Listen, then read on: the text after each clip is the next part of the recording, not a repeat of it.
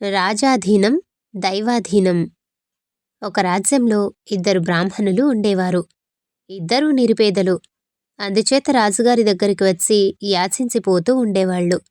అందులో ఒకడు, తమరు ప్రభువులు, తమ రాజ్యం చల్లగా ఉండాలి, తమకు కలదాన్లో మాబోటి పేదలకింత పెట్టాలి, అంతా రాజాధీనం అనేవాడు. రెండోవాడు, తమ మీద భగవంతుడి కటాక్షం ఉండాలి, తమ చేత భగవంతుడు మా తోటి వాళ్లకింత ఇప్పించాలి, అంతా దైవాధీనం అనేవాడు. రాజుగారు ఇద్దరికీ తోచినది ఇచ్చేవాడే కాని ఆయనకు మొదటి బ్రాహ్మణుడి మీద అభిమానం జాస్తిగా ఉండేది. ఆయన మంత్రితో అన్నాడు గదా, నేను రాజును, నా ప్రజలకి ఏం చేసినా నేను చేయాలి గాని ఆ మధ్య భగవంతుడేమిటి? అయినా దైవాధీనం ఎంతవరకో చూద్దాం. ఒక గుమ్మడికాయ తెప్పించి దాని తొడిమ తీయించి లోపల డొల్ల చేసి అందులో వజ్రాలు, వైఢూర్యాలు, మరకతాలు, మాణిక్యాలు పోయించి మళ్ళీ తెలియకుండా తొడిమ అంటించు. రేపు దాన్ని ఉదయం మొదట వచ్చిన బ్రాహ్మణుడికిద్దాం. ఏ బ్రాహ్మణుడికి అది దక్కుతుందో చూద్దాం అన్నాడు. రాజుగారు చెప్పినట్టే గుమ్మడికాయ తయారు చేయించాడు మంత్రి. తెల్లవారకముందే రాజాధీనం అనే బ్రాహ్మణుడు వచ్చి, తాము ప్రభువులు, తమ రాజ్యం చల్లగా ఉండాలి, తమకు గల దానిలో మాబోటి వాళ్లకి ఏదో ఇంత ఇప్పించాలి, అంతా రాజాధీనం అన్నాడు. బ్రాహ్మడికి మంత్రి గుమ్మడికాయ ఇచ్చి పంపేశాడు. చూసావా, ఇప్పుడేమంటావు అన్నాడు రాజు గర్వంగా. గుమ్మడికాయ పట్టుకుని పోతూ బ్రాహ్మణుడు, అదేమిటి రాజుగారు అన్ని తండులా ఇప్పించక ఈ దిక్కుమాలిన గుమ్మడికాయ ఇప్పించారు? దీన్ని ఎవరికన్నా ఇచ్చి బియ్యం పట్టుకుపోదాం, చెడ్డ బరువుగా ఉంది కూడాను అనుకున్నాడు. దారిలో ఒక వర్తకుడి దగ్గర ఆ గుమ్మడికాయ ఇచ్చేసి తనకు కావలసిన బియ్యం పట్టుకుని ఇంటికి చక్కా వెళ్ళాడు మొదటి బ్రాహ్మడు.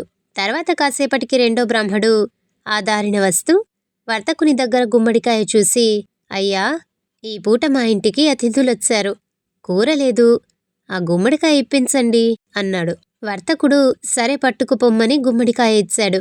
రెండో బ్రాహ్మడు గుమ్మడికాయ ఇంటికి పట్టుకెళ్ళి పెళ్ళాం చేతికిచ్చి తరిగిస్తే లోపల దాని నిండా రత్నాలు.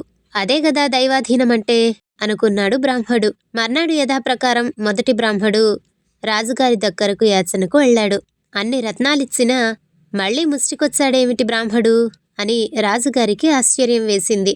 నిన్న నేనిచ్చిన గుమ్మడికాయ భోంచేశారా అన్నాడు రాజు. ఓ, మహారుచిగా ఉన్నది, అంతా రాజాధీనం అన్నాడు బ్రాహ్మడు. అంతా మీరే భోంచేశారా, కొంత ఎవరికైనా ఇచ్చారా అన్నాడు రాజు. అంతా మేమే భోంచేశాం ప్రభూ, తమరిచ్చిన ప్రసాదం పైకి పోనిస్తామా, అంతా రాజాధీనం అన్నాడు బ్రాహ్మడు. ఈ అబద్ధాల బ్రాహ్మణ్ణి వీపు చిట్లగొట్టండి అన్నాడు రాజు. దెబ్బ అనగానే దయ్యం వదిలి బ్రాహ్మడు జరిగినదంతా చెప్పేశాడు.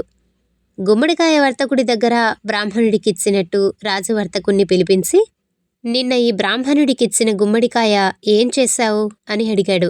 బ్రాహ్మడి సొత్తు నాకెందుకు మహారాజా, అది మరో బ్రాహ్మడికి దానం చేశాను అన్నాడు వర్తకుడు. రాజుగారు రెండో బ్రాహ్మణుణ్ణి పిలిచి, నిన్న వర్తకుడి దగ్గర పుచ్చుకున్న గుమ్మడికాయ మీ ఇంట్లో వండుకున్నారా అని అడిగాడు. వండుకోడానికి ఎక్కడిది మహారాజా, దాన్ని కోసి చూద్దుమా, దాన్నిండా రత్నాలు, కెంపులూను, అంతా దైవాధీనం, భగవంతుడి అనుగ్రహం చేత నా దారిద్ర్యం తీరిపోయింది అన్నాడు రెండో బ్రాహ్మడు. తాను మేలు చెయ్యదలిచింది మొదటి బ్రాహ్మణుడికి, కాని మేలు జరిగింది రెండో బ్రాహ్మడికి.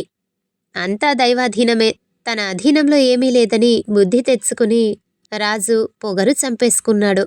మాటిమాటికి రాజాధీనం అంటూ తనకు పొగరెక్కించిన మొదటి బ్రాహ్మణ్ణి తన దగ్గరికి ఎన్నడూ రావద్దని తరిమేశాడు. కథ సంపూర్ణం.